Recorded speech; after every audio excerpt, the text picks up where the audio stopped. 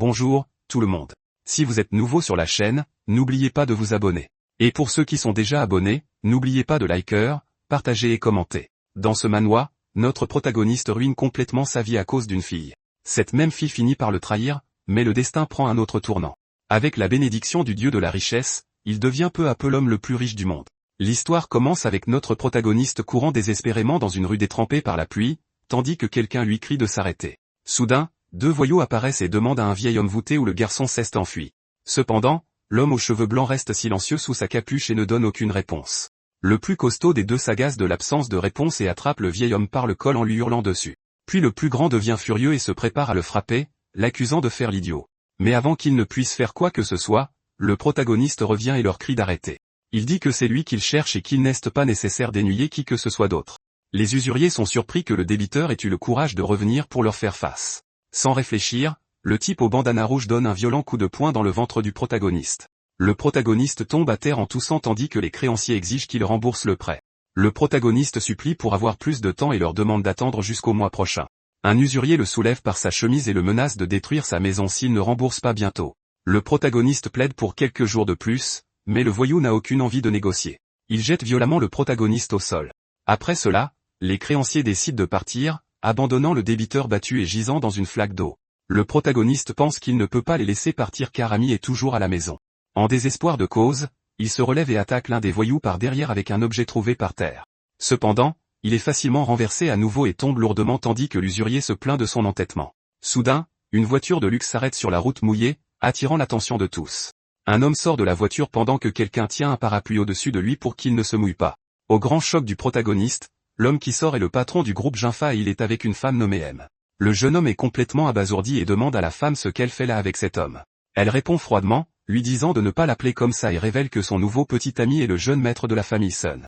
En désespoir de cause, il crie que ce n'est pas possible car ils étaient ensemble depuis 10 ans. À ce moment-là, la mère de la fille apparaît et le traite d'effronté, disant qu'il a gâché la vie de sa fille.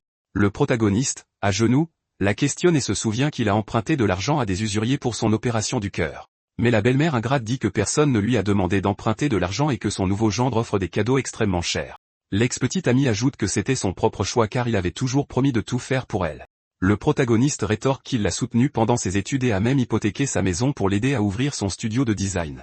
En colère, la femme le gifle, le traite de perdant, et dit que sa fille appartient maintenant à quelqu'un de riche.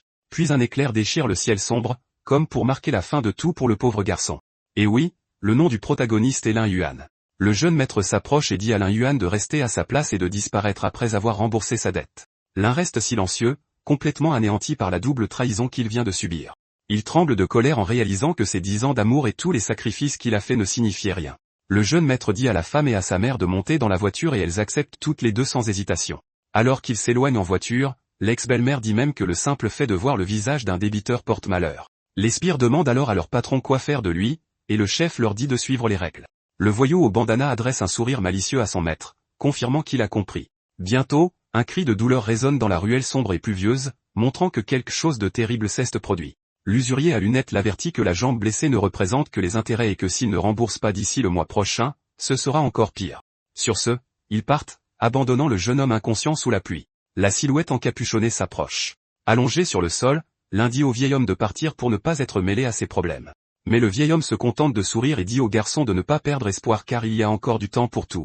Le protagoniste dit que sa petite amie l'a quitté et qu'il est maintenant submergé par les dettes. À ce moment-là, il sent une notification sur son téléphone et se demande ce que cela peut être. Il sort son téléphone de sa poche pour vérifier le message. À sa grande surprise, l'écran indique qu'1 million de yuan a été déposé sur son compte en banque. L'un reste là, abasourdi, le téléphone à la main, se demandant s'il n'imagine pas des choses. Le débiteur pense alors que c'est trop beau pour être vrai. Finalement, il voit qu'1 million de yuan a bien été déposé et se dit, qu'est-ce que c'est? N'est-ce pas une trop grande coïncidence?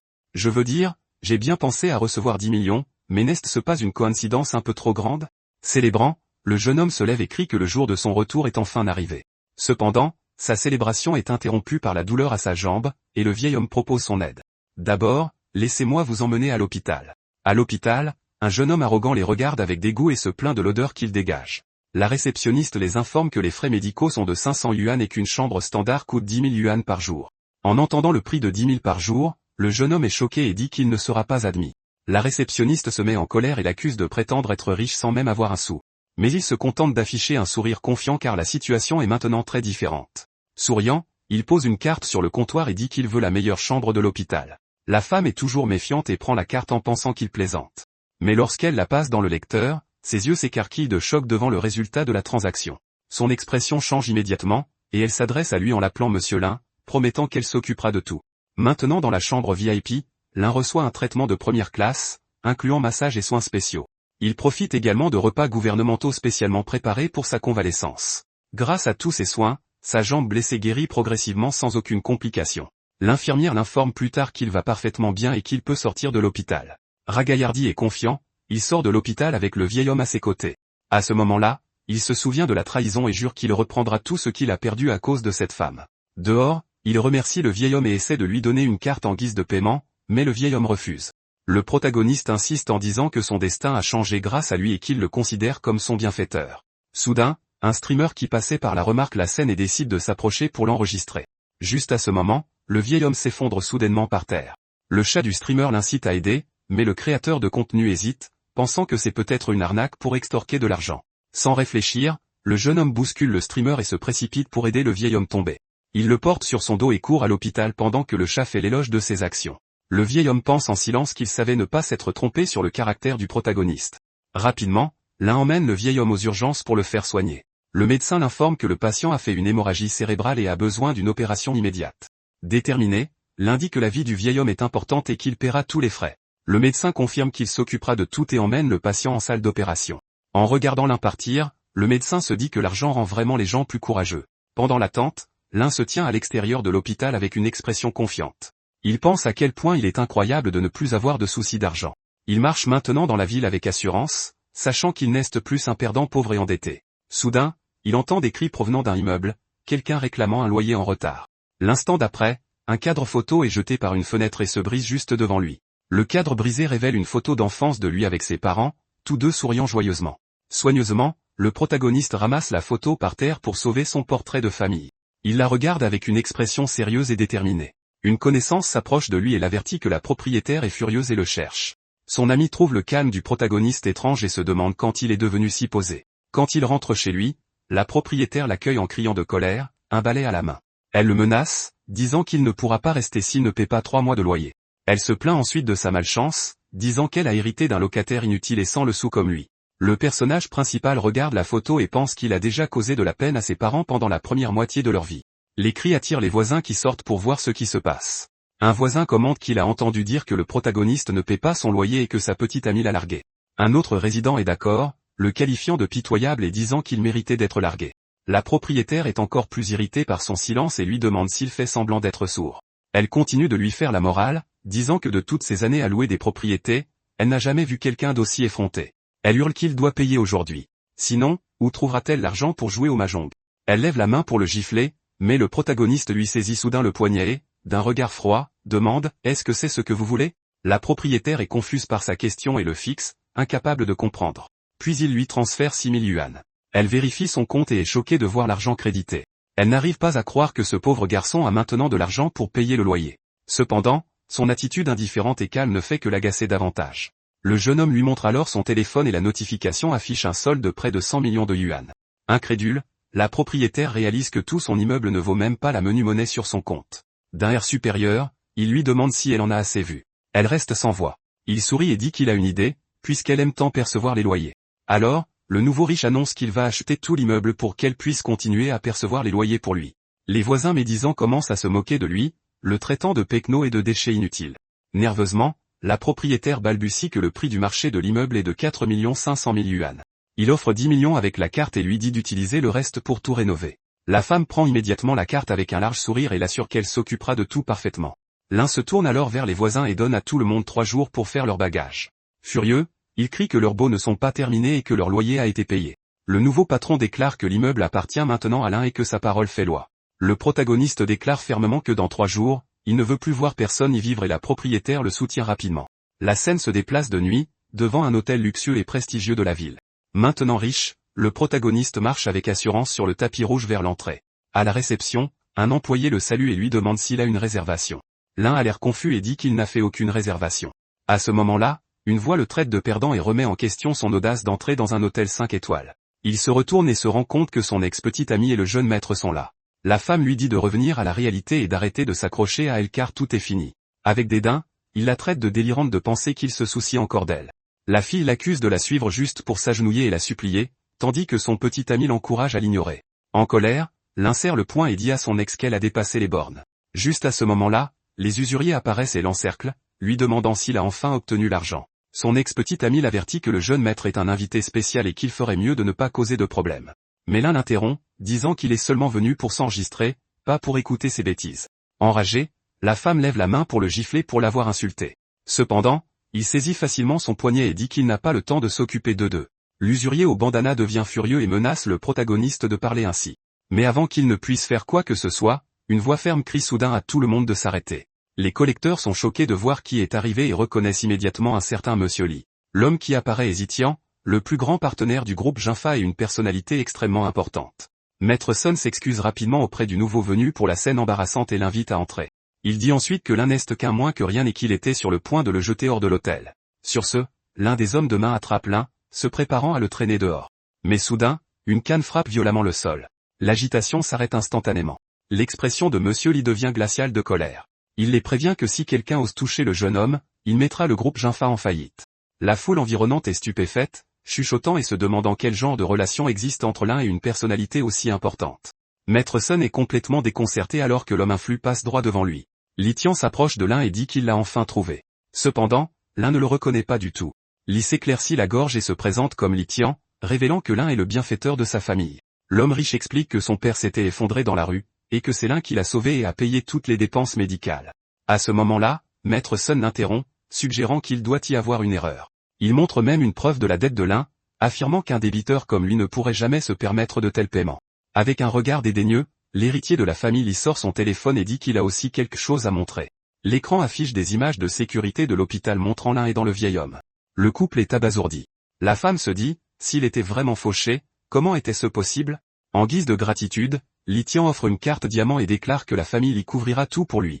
À ce moment-là, tous les gardes de sécurité s'agenouillent en signe de respect et de gratitude pour avoir sauvé le vieux maître. Le chef de gang, l'ex-petit ami et le jeune maître sont encore plus choqués en voyant la carte diamant VIP. Quelqu'un dans la foule murmure que seules 3 personnes au monde possèdent une telle carte. L'un refuse le cadeau, disant calmement que sauver quelqu'un est un devoir humain fondamental et qu'il peut gérer ses propres dettes. Il affiche un sourire confiant, montrant sa détermination à tout résoudre lui-même. Mais le fils du vieil homme insiste, offrant la carte comme un cadeau entre amis. Les gardes de sécurité s'agenouillent à nouveau et supplient sincèrement Monsieur Lin de l'accepter. Pour éviter d'autres ennuis, l'un accepte finalement la carte et Litian a l'air extrêmement satisfait. L'ex-petit ami murmure à son copain que le perdant a vraiment eu de la chance. Les ignorants, l'héritier lui ordonne à Sun Wanwu de transférer sa suite présidentielle à Monsieur Lin. Maître Sun est complètement abasourdi. Il n'arrive pas à croire qu'il doit maintenant servir l'ancien débiteur. Il proteste, traitant l'un d'inutile. La femme ajoute qu'un perdant ne mérite pas une suite présidentielle. En colère, Litian les accuse d'insulter la famille Lee et menace d'annuler un projet important. Le visage de Sun Wanwu devient pâle. Il se souvient que 70% des revenus de sa famille proviennent de la famille Lee. Désespéré, il change immédiatement d'attitude et invite respectueusement l'un à entrer. Il ne peut pas se permettre de perdre ce projet. L'héritier se tourne pour partir avec son nouvel ami, mais Sun Wanwu court rapidement après eux. Il s'incline profondément et s'excuse, admettant qu'il n'a pas su reconnaître une personne importante. La femme, confuse, demande pourquoi son petit ami s'excuse auprès d'un perdant. Le visage de Sun Wanwu se tord de rage pure quand il réalise qu'elle ne comprend pas la gravité de la situation. Dans un accès de colère soudain, il la gifle en plein visage, criant qu'elle a osé insulter le bienfaiteur de Monsieur Lee. La jeune femme tombe au sol, sous le choc, incapable de croire qu'elle a été giflée à cause de son ex quand Wu lui ordonne de s'agenouiller immédiatement et de s'excuser auprès de Monsieur Lin. Il se tourne ensuite vers Lin et Lee, implorant leur pardon, disant que la femme n'a pas de cervelle et ne doit pas être prise au sérieux. Le protagoniste l'interrompt et prévient froidement que c'est assez pour le moment, car leurs comptes ne seront pas réglés en un seul jour. Sun Wanwu acquiesce rapidement et dit poliment au revoir, les invitant même tous les deux à déjeuner un de ces jours. Sur ce, l'ancien débiteur et son nouvel allié entrent dans l'ascenseur. Les portes se ferment juste devant le couple stupéfait. Resté seul dans le couloir, les yeux de Sun Wan brûlent de haine alors qu'il jure en silence qu'il n'oubliera jamais l'humiliation subie aujourd'hui. Le lendemain, dans la suite présidentielle, on lui demande si tout a été satisfaisant pour son nouvel ami. L'un sourit et confirme que tout est parfait. L'homme riche donne alors un ordre mystérieux, disant au personnel de bien s'occuper de l'un. L'un est complètement désorienté par la situation alors que 2 hommes l'escortent, ne comprenant pas ce qui se passe. Bientôt, Il se retrouve à se détendre sur un canapé confortable pendant que deux femmes le massent pour soulager sa fatigue de la veille. Son ami lui explique que c'est juste sa gratitude personnelle. Il dit même qu'il amènera personnellement son père pour remercier officiellement les parents de l'un. En entendant cela, l'un réfléchit à tout et se dit que c'est ainsi que la haute société doit fonctionner. Il se souvient de ses parents et se promet de leur offrir désormais une belle vie, car les choses ont vraiment changé. La scène passe au lendemain, montrant une belle vue ensoleillée de la ville et de ses gratte-ciel imposants. Un employé apparaît pour aider l'un à choisir un nouveau costume afin qu'il puisse commencer la journée habillé convenablement. Vêtu de nouveaux habits élégants, il fait ses adieux et se prépare à exécuter les plans qui se forment dans son esprit. Avec un sourire confiant, il décide d'abord d'acheter une voiture, puis de l'utiliser pour aller chercher ses parents. Entièrement vêtu et confiant, l'ancien débiteur sort de l'hôtel de luxe pour mettre son plan à exécution. Pendant ce temps, un homme portant des lunettes de soleil l'observe secrètement et signale par téléphone que la cible vient de quitter les lieux. Il monte ensuite dans une voiture et dit au chauffeur de suivre l'un pour ne pas le perdre de vue. Au même moment, notre héros arrive chez un concessionnaire de voitures de luxe pour faire son premier achat important. Un vendeur s'approche avec un sourire, le salue et lui demande s'il souhaite regarder les voitures. L'un répond calmement que oui, c'est exactement pour cela qu'il est ici. Cependant, un autre employé arrogant interrompt la conversation. Le vendeur aux cheveux bleus le traite de pauvre. L'un déclare fermement qu'il est ici pour acheter une voiture. Le vendeur se moque de lui, disant que ses vêtements bon marché montrent déjà qu'il n'est qu'un perdant qui prétend être un client. Perdant patience, l'un retire la main de l'homme de son épaule. Le vendeur s'énerve face à l'attitude de l'un. Soudain, son ex-petit ami apparaît avec Maître Sun, qui traite l'un de perdant fauché et le foudroie du regard. La femme retire ses lunettes de soleil et lui demande d'un air moqueur s'il pense même pouvoir s'offrir une méba. Maître Sun l'avertit de ne pas croire que sa vie a changé juste parce qu'il a eu la chance de rencontrer Monsieur Lee. Il se vante même avec arrogance que la fille que l'un a aimée pendant 10 ans est maintenant sa fiancée. Les sbires du groupe Jinfa rient et se moquent de l'inutilité de l'un. L'ex-petite amie pense avec mépris qu'elle ne l'a jamais vraiment estimé, car elle a toujours su qu'il ne valait rien. Calmement, l'un acquiesce et dit que s'ils étaient encore ensemble, elle ne roulerait certainement pas en méba. Puis, avec assurance, il pointe du doigt devant lui et révèle que la voiture qu'il a l'intention d'acheter est en fait celle-là. Tout le monde se retourne pour regarder et voit une Bugatti en édition limitée d'une valeur de 130 millions de yuan. Le vendeur arrogant éclate de rire et donne 5 secondes à l'un pour partir immédiatement. Mais l'un l'ignore et tend sa carte au premier vendeur poli, lui disant de s'occuper de la vente. L'employé prend la carte avec des mains tremblantes et la passe dans la machine pour conclure la transaction. À la grande surprise de tous, l'écran affiche 130 millions de yuan transférés avec succès. Le vendeur aux cheveux bleus pâlit, se demandant comment ce perdant pourrait bien avoir autant d'argent. À ce moment, le bruit de talons résonne dans le showroom alors que la directrice du magasin s'approche, furieuse. Elle gifle le vendeur arrogant et le traite d'imbécile pour avoir insulté le propriétaire d'une Bugatti. L'autre employé est stupéfait par les actions de sa patronne, tandis que l'un observe calmement la scène. La directrice se tourne vers le client et promeut sur le champ le vendeur poli, lui accordant la commission totale de la vente. L'employé nouvellement promu est ému, la remerciant à plusieurs reprises et s'inclinant devant la directrice et son nouveau client. L'un commente qu'il le méritait, contrairement à ceux qui ne savent que mépriser les autres. Le vendeur arrogant reste là, incrédule, tandis que la directrice annonce qu'il est officiellement renvoyé. Désespéré, le jeune homme supplie pour une autre chance, admettant avoir commis une grave erreur en jugeant un client sur son apparence. Il tombe même à genoux devant l'un, implorant sa pitié pour garder son emploi.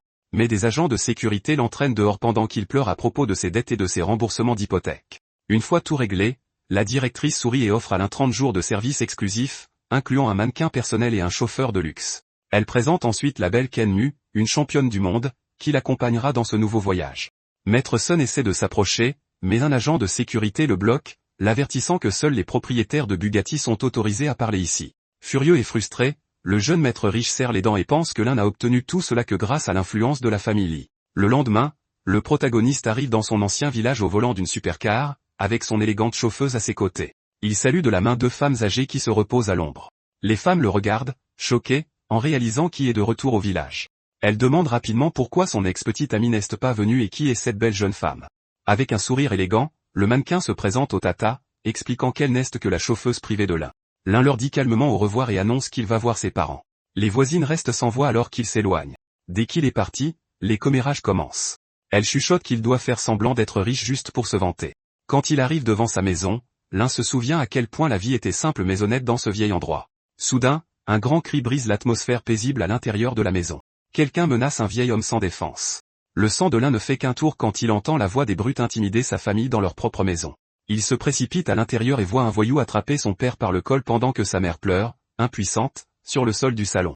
Son père essaie de se défendre en disant qu'il n'a fait que heurter un petit jeune arbre et que la somme qu'il exige est déraisonnable.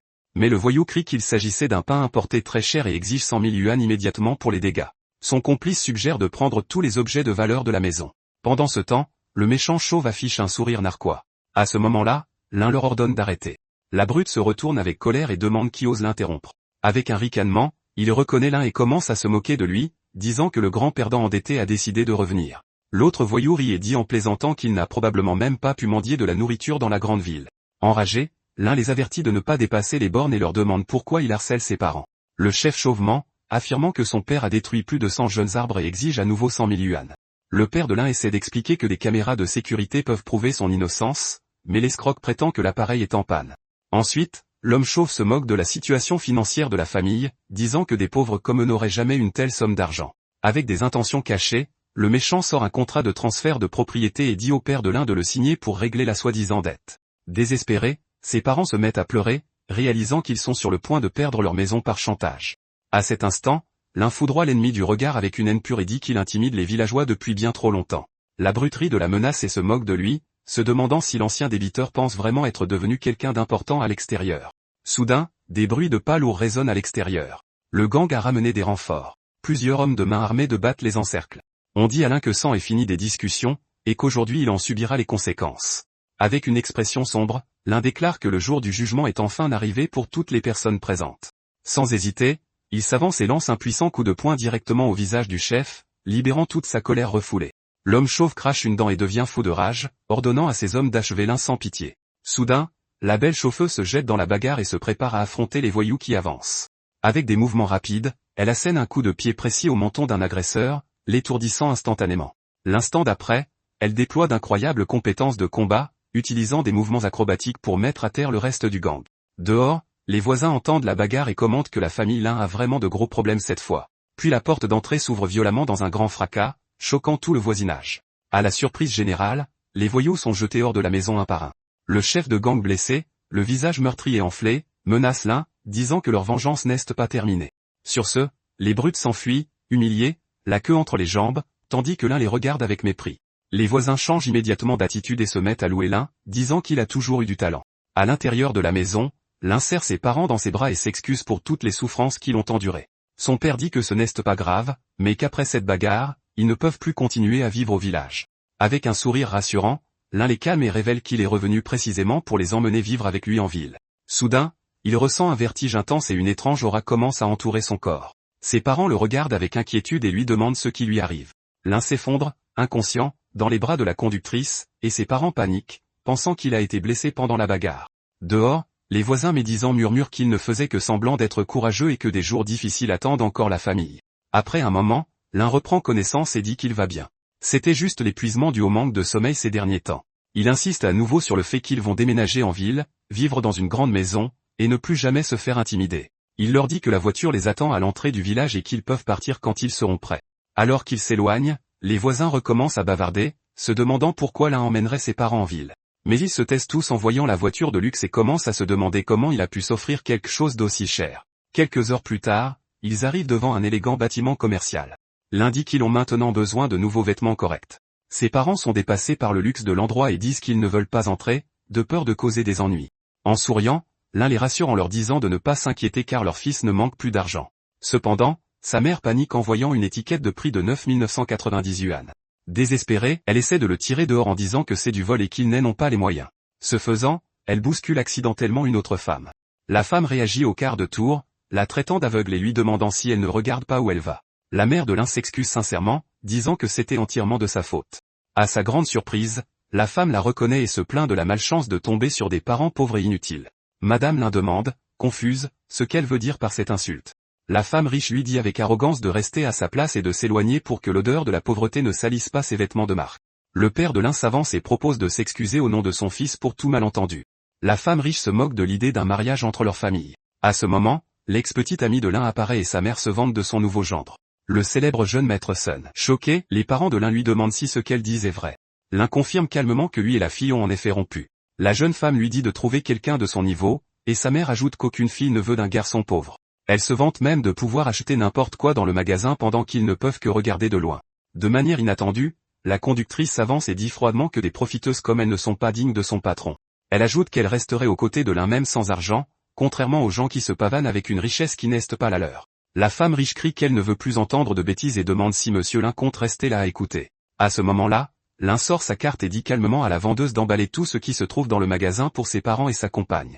L'employée est stupéfaite et balbutie que le total s'élèvera à au moins 8 millions de yuan. Elle demande s'il est sérieux. L'ex-petite américaine en disant que s'il avait ne serait-ce que 800 yuan sur son compte, ce serait déjà un miracle et qu'il fait juste semblant d'être riche. Mais devant tout le monde, la machine confirme le paiement de 8 millions de yuan sans aucun problème. L'ex-belle-mère l'accuse immédiatement d'utiliser le crédit. Cependant, la vendeuse précise rapidement qu'il s'agit d'une carte noire. La femme prétend alors qu'il doit utiliser la carte de monsieur Li. À ce moment-là, Lin décide de leur ouvrir complètement les yeux. Avec un léger sourire, il annonce que pour mettre fin à la dispute, il va tout simplement acheter le magasin entier. L'employé pâlit et dit que le magasin vaut 100 millions de yuan.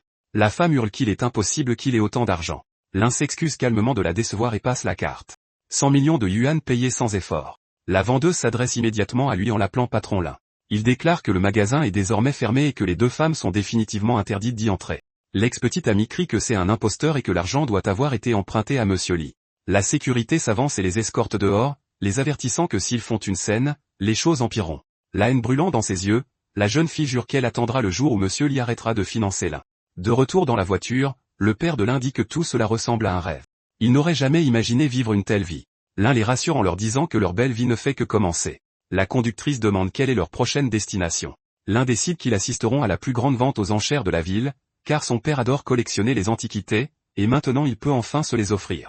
La scène se déplace de nuit, devant un bâtiment grandiose et impressionnant où se tient la vente aux enchères caritatives de zonage. À l'intérieur de la salle, un animateur remercie le groupe Tanya pour son généreux soutien et invite les invités à entrer avec leurs invitations. À l'entrée, un employé arrête Lin et sa famille, exigeant de voir leur invitation. Il se moque d'eux, les traitant de pecnos et leur demandant où ils ont acheté leurs faux vêtements. Puis il leur ordonne de partir immédiatement. Le visage de Lin s'assombrit de colère. Fixant froidement l'employé arrogant, il demande « Qu'est-ce que tu viens de dire ?» L'homme menace de les mettre à la porte. Mais avant qu'il ne puisse agir, une voix sévère lui ordonne de s'arrêter sur le champ. Le fils de l'homme âgé que Lin a sauvé s'avance et demande comment un agent de sécurité ose toucher son invité VIP. La foule le reconnaît, Liang, un personnage puissant. L'employé panique en voyant une personne aussi importante et essaie de s'expliquer, mais il n'arrive pas à formuler une phrase correcte à cause de la peur. Le riche héritier ordonne à ses hommes de faire sortir l'employé immédiatement pour ne pas gâcher l'humeur de monsieur Lin. Ensuite, Li Zhang s'incline légèrement et s'excuse auprès de Lin et de sa famille pour la gêne occasionnée. Les invités aux alentours sont stupéfaits.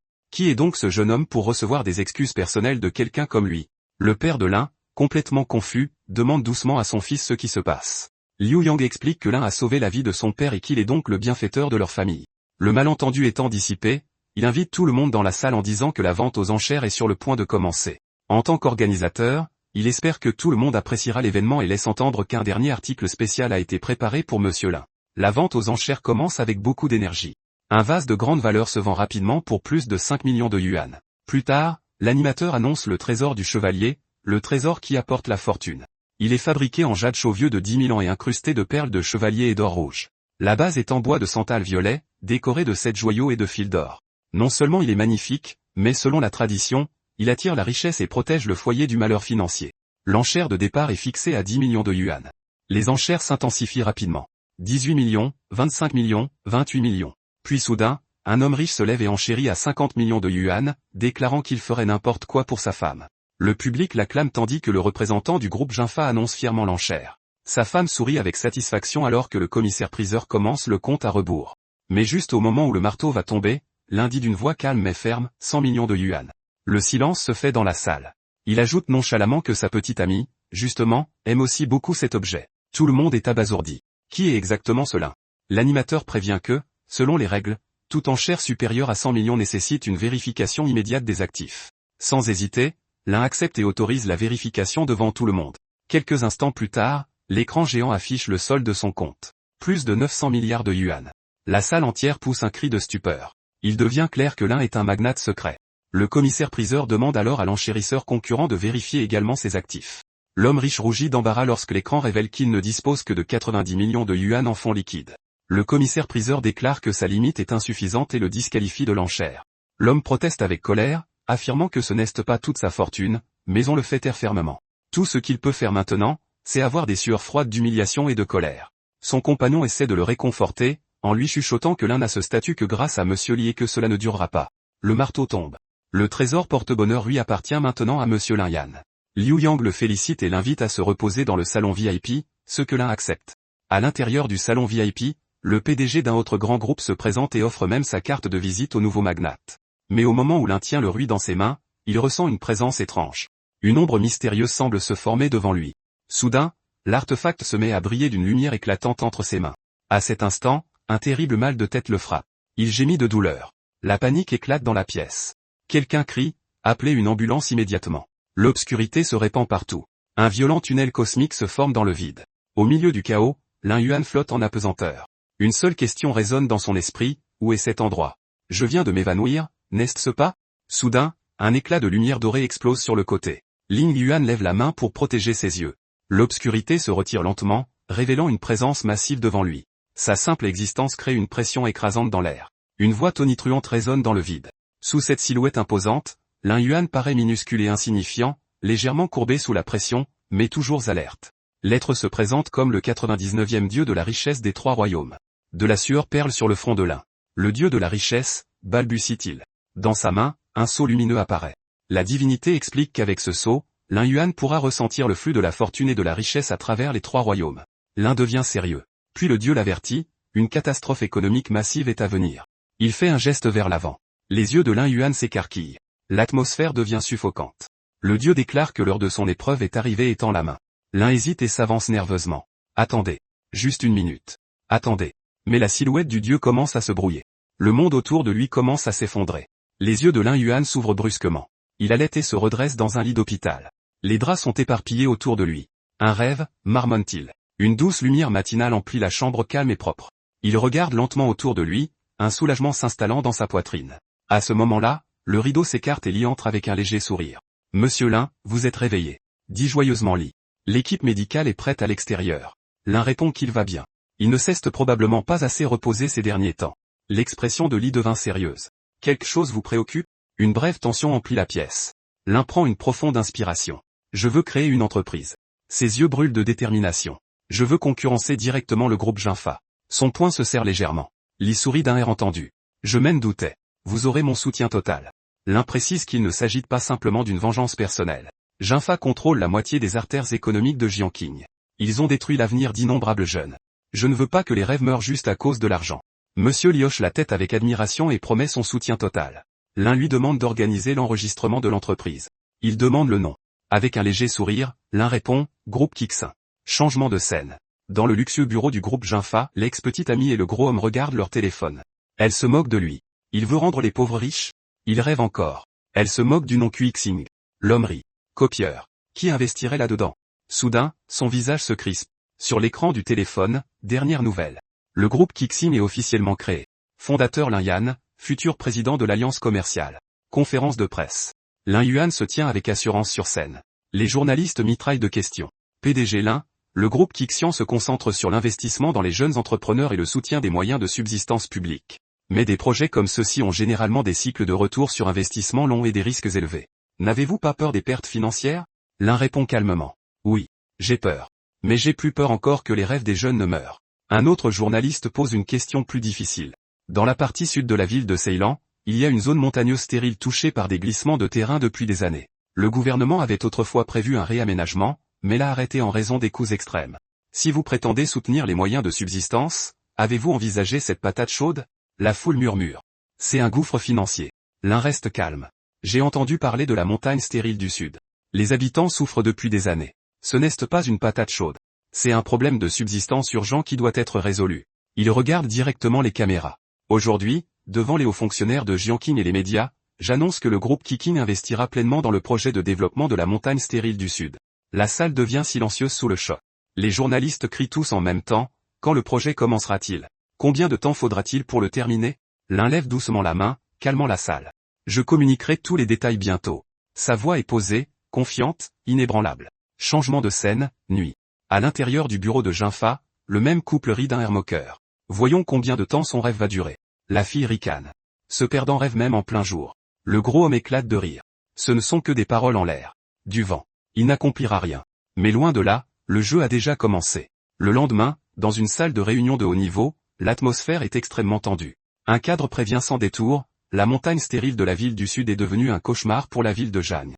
Au cours des 10 dernières années, 5 investisseurs s'y sont essayés. À chaque fois, de l'argent a été perdu, et à la fin, ils ont dû vendre des actifs juste pour rembourser leurs dettes. Mais Lin Yuan reste totalement impassible. Sa décision est ferme. L'investissement se poursuivra. Le dossier de proposition de projet est ouvert. Les pertes précédentes sont clairement listées.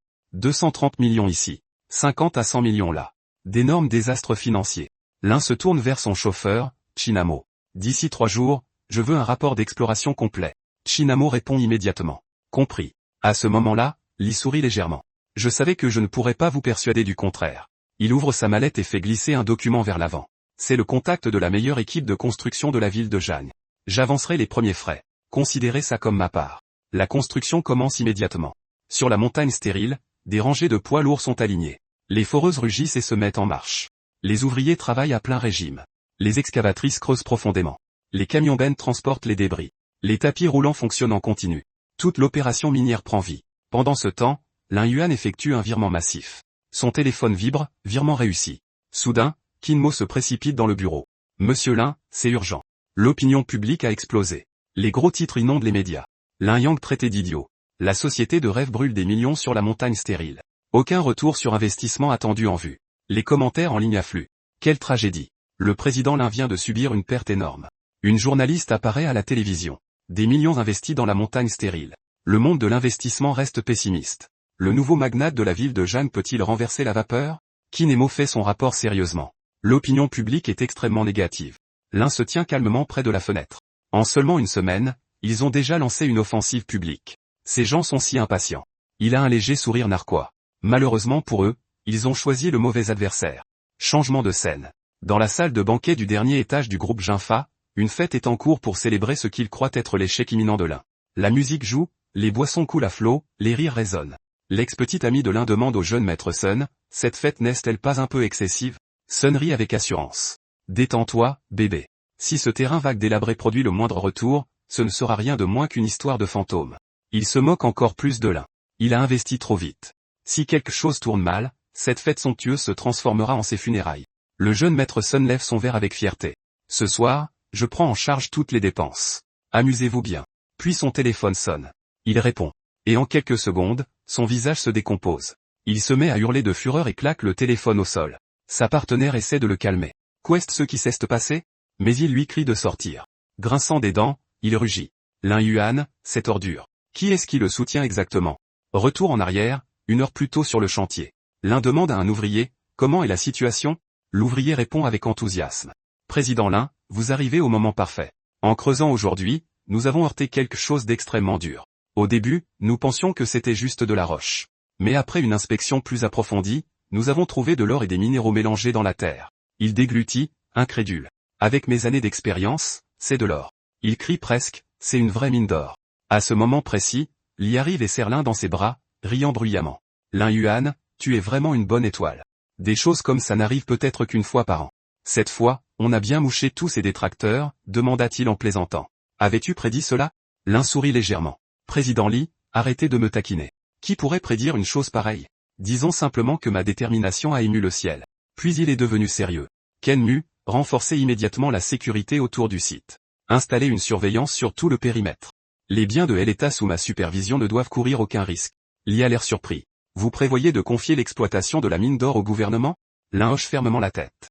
Bien sûr. Une mine d'or est un bien national. Mes relations dans cette région sont limitées, j'aurai donc besoin de votre aide pour organiser des présentations. Li devient sérieux. Je ne me suis pas trompé sur votre compte. Laissez-moi m'en occuper. Pendant ce temps, quelque part dans la ville de Jagne, la nouvelle se répand comme une traînée de poudre. Le soi-disant pari insensé s'est transformé en une découverte historique, et Lin Yuan vient de faire son premier pas pour remodeler tout le paysage économique. Bâtiment du gouvernement de la ville de Jiangqing. Une réunion de haut niveau est en cours concernant le rapport de faisabilité sur l'exploitation de la mine d'or de Jiangqing.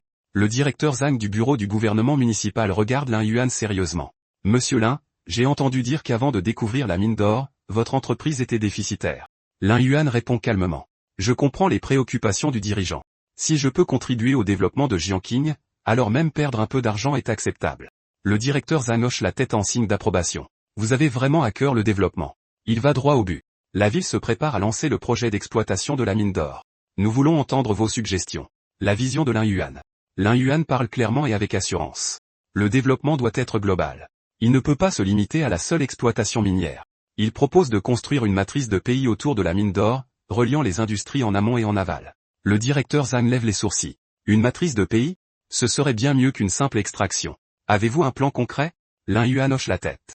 Il y aura deux voies parallèles. Premièrement, la voie économique, de l'extraction de l'or à la fabrication de bijoux en or personnalisé, une chaîne de services intégrée pour renforcer l'industrie minière. Deuxièmement, la voie culturelle, construire un musée de la montagne d'or, permettant aux visiteurs de comprendre l'histoire de Jiangqing.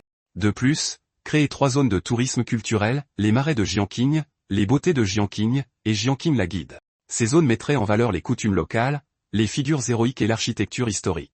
En combinant les deux voies, nous pouvons attirer les touristes extérieurs tout en promouvant la culture locale. Il ajoute fermement, je prendrai la responsabilité du développement. Le financement pourra être organisé plus tard. S'il y a des bénéfices, m'appariera entièrement à l'aide sociale.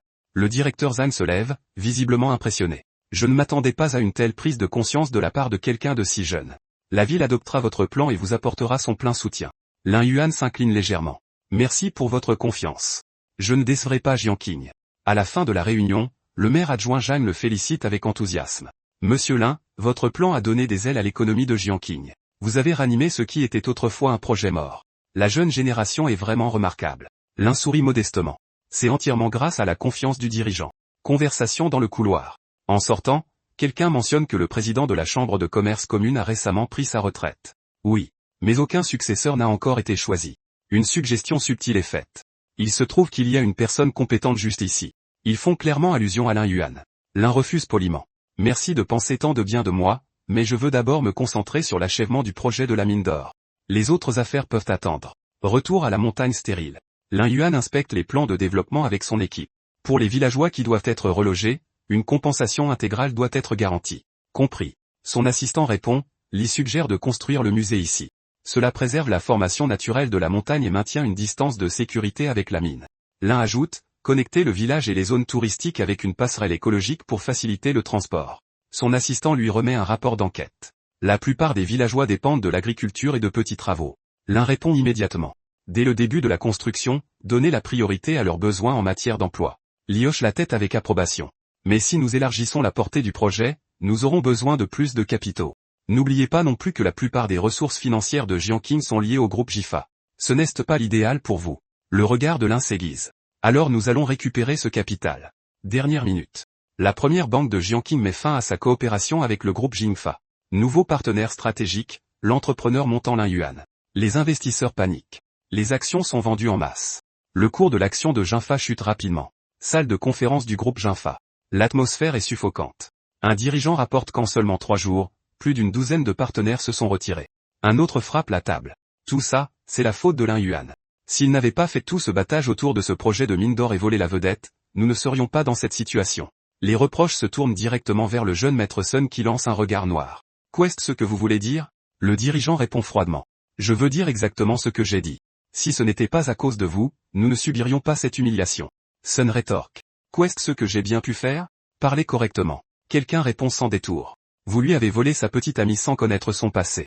Ensuite, vous l'avez pris pour cible et humilié à plusieurs reprises. Maintenant, regardez les conséquences. Une autre voix ajoute. Le gouvernement est de son côté. L'action de Jinfa s'effondre. C'est arrivé à cause de vous. Le jeune maître Sun explose. Taisez-vous. Que quelqu'un le mette dehors. À l'intérieur, ses pensées brûlent de fureur. Lin Yuan, si je ne me venge pas pour ça, je ne suis pas un homme. Tour Jinfa, la contre-attaque du jeune maître Sun. Quelques heures plus tard, la tour Jinfa apparaît à l'écran. Dans un bureau luxueux, le jeune maître Sun est assis sur un canapé pendant que l'ex-petit ami de Lin lui masse les épaules. Un homme en costume entre. Patron, vous me cherchiez? Sun parle froidement. Les cultures près de ce chantier ne reçoivent pas d'eau. Envoyez des gens pour les arroser. Il s'arrête puis ajoute avec un sourire sinistre. Et emportez mon brouilleur importé avec vous. Assurez-vous que le travail soit propre. Il désigne une enveloppe sur la table. Envoyez aussi ce rapport de test. Réglez les choses avec l'agence d'inspection. L'employé hoche immédiatement la tête. Ne vous inquiétez pas, jeune maître Sun. Je m'assurerai que tout soit réglé. Nuit d'orage, une pluie battante s'abat, des terres agricoles sombres s'étendent à l'infini, un camion est garé à proximité, des hommes se tiennent dans l'ombre, de l'éau noire serpente à travers l'herbe comme un poison silencieux. Quelques jours plus tard, le chaos éclate. Des manifestations éclatent devant le bâtiment du groupe Qisheng. Rendez-nous nos terres agricoles. Entreprise sans cœur, hors de Jiangqing. Sur le chantier, la foule se rassemble. Nous voulons des réponses aujourd'hui. Lin Yuan sort de là. Une journaliste fait un reportage en direct. Pendant l'excavation de l'or, des eaux usées industrielles contaminées du chantier de Kixing se seraient déversées dans les terres agricoles voisines, provoquant la destruction des cultures. Elle interviewe un agriculteur en larmes. Tout est ruiné. Nous vivons de l'agriculture. Comment allons-nous vivre maintenant? Un homme en colère crie, Kixing n'a pas dit un mot. Ce lâche de Lin se cache comme une tortue. Nous allons le poursuivre en justice. Nous voulons la justice. La journaliste conclut de manière dramatique. Offensive médiatique. Lors d'un événement de presse, un orateur s'adresse aux journalistes. Le groupe Kixing ignore l'intérêt public pour son propre profit. Il élève la voix. Si les gens ordinaires perdent leurs terres, comment survivront-ils? En tant qu'entrepreneur de Jiangqing, je méprise de telles entreprises sans cœur. Deux jeunes hommes répètent à voix haute. Le président Sun a raison. Kixing est allé trop loin. L'un d'eux crie dans le micro. S'ils ne montrent aucune pitié, nous n'en montrerons pas non plus. Les journalistes déclarent, nous nous battrons pour la justice. Nous ne permettrons pas aux profiteurs Lin Yuan de nuire à notre peuple. Le jeune maître Sun rit méchamment. Lin Yuan, tu oses m'affronter? Les crachats des habitants de Jiangqing te noieront. L'opinion publique se retourne. Des dernières nouvelles défilent sur des écrans géants. Les eaux usées industrielles déversées illégalement par le groupe Kixing ont gravement pollué les terres agricoles. Les citoyens murmurent, je ne m'attendais pas à ce que Kixing soit si cruel. Tout ça pour une mine d'or. Une petite fille demande à sa mère, maman, qui est cet homme? Pourquoi tout le monde le gronde? Sa mère répond, il s'appelle Lin Yuan. C'est un homme d'affaires au cœur noir. Crise à la tour du groupe Kixing. Des foules se rassemblent dehors en criant avec colère, punissez l'homme d'affaires au cœur noir. Sur un haut balcon se tiennent trois personnages, Lin Yuan, son assistante Chinemo et Li. À l'intérieur, Li insiste, mets un uniforme de garde du corps et pars avec ma voiture. Lin sourit calmement. Merci, monsieur Li. Mais je n'ai rien fait de mal. Je ne me cacherai pas. Chinemo dit avec anxiété. Il est évident que Sun Wenwu vous piège. Avons-nous un moyen de riposter? Lin hoche la tête. Je m'y attendais. Il sort une clé USB. Image de surveillance de secours. Rapport de comparaison de la qualité de l'eau. Preuve que l'agence d'inspection a accepté des pots de vin. Il l'attend. Jean Mo, livrez ceci au directeur Zhang. Une fois confirmé, nous tiendrons une conférence de presse d'urgence. Enquête officielle. Les autorités discutent des conclusions. Les caméras du site étaient floues. Certains angles ont été délibérément endommagés. Pour les tests de Léo, les deux parties revendiquent des résultats différents. Pas encore de conclusion. Mais dans une voiture, quelqu'un dit, si l'enquête officielle correspond au rapport de Lin Yuan et confirme la corruption, cela prouve la conspiration. Conférence de presse d'urgence. Le titre du lendemain, le groupe 11 Jin va s'exprimer sur les récents événements. Le jeune maître Sun rit en le lisant. Un dernier combat, il sourit d'un air suffisant. Une fois sa réputation effondrée, Qishin tombera entre nos mains. La vérité révélée. Lors de la conférence de presse, Lin parle calmement. Merci d'être venu. Vous êtes ici pour la vérité. Il fait un geste vers l'écran. Cet extrait provient de notre système de surveillance. Un journaliste crie, ce n'est pas clair. Lin hoche la tête. Oui, parce que les caméras ont été brouillées. Il continue, nous avons invité des experts de l'Institut scientifique de Zhang pour restaurer les images en haute qualité. La version améliorée a été soumise à la police. Le visage de Sun se crispe. Comment l'ont-ils restauré? J'ai tout effacé, ajoute Lin. Sous la coordination du gouvernement, des échantillons d'eau des terres agricoles et de notre site ont été comparés, et un expert s'avance. Nos tests montrent des différences significatives entre les échantillons. Le prétendu rapport de pollution manque de crédibilité. Des halètements remplirent la pièce. L'expert continue, la police a aussi découvert que l'agence d'inspection a reçu un important paiement inexpliqué un jour avant de publier le rapport. Les médias s'enflamment. C'était donc un coup monté? Sun se lève, en colère. Lin Yuan, ce n'est pas fini. La police intervient. Monsieur Sun, veuillez nous accompagner. Sun panique. Qu'est-ce ce que c'est? Il est escorté dehors. L'annonce finale de Lin. Lin parle une fois de plus.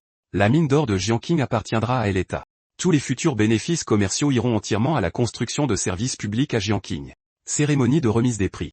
Le directeur Zhang lui remet le prix de contribution spéciale de Jiangqing en reconnaissance de la responsabilité et du dévouement de monsieur Lin Yuan. Lin s'incline légèrement. Merci pour la confiance du gouvernement. Mais soudain, il se sent pris de vertige. La pièce tourne et Lin s'effondre. Fin du chapitre.